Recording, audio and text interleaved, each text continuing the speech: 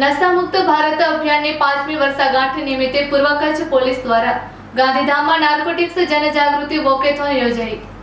નશામુક્ત ભારત અભિયાનની 5મી વર્ષગાંઠ નિમિત્તે આયોજિત નાર્કોટિક્સ જનજાગૃતિ અભિયાન તેમજ આંતરરાષ્ટ્રીય કેફી પદાર્થના દુરુપયોગ અને ગેરકાયદેસર હેરાફેરી વિરુદ્ધ દિવસની ઉજવણીના ભાગરૂપે ડ્રગ્સ ફ્રી ઇન્ડિયા અભિયાન અંતર્ગત પૂર્વ કચ્છ પોલીસ દ્વારા ગાંધીધામ ખાતે જનજાગૃતિ ફેલાવવાના હેતુથી વોકેથોનનું આયોજન કરવામાં આવ્યું હતું।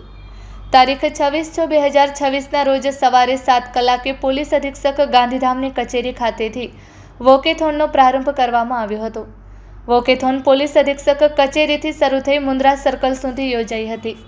આ વોકેથોનમાં પોલીસ અધિકારીઓ, પોલીસ કર્મચારીઓએ ઉત્સાહભેર ભાગ લીધો હતો અને સમાજને નશામુક્ત બનાવવા માટે સે નો ટુ ડ્રગ્સ તથા ડ્રગ્સ ફ્રી ઇન્ડિયા જેવા સંદેશો સાથે જનજાગૃતિ ફેલાવી હતી।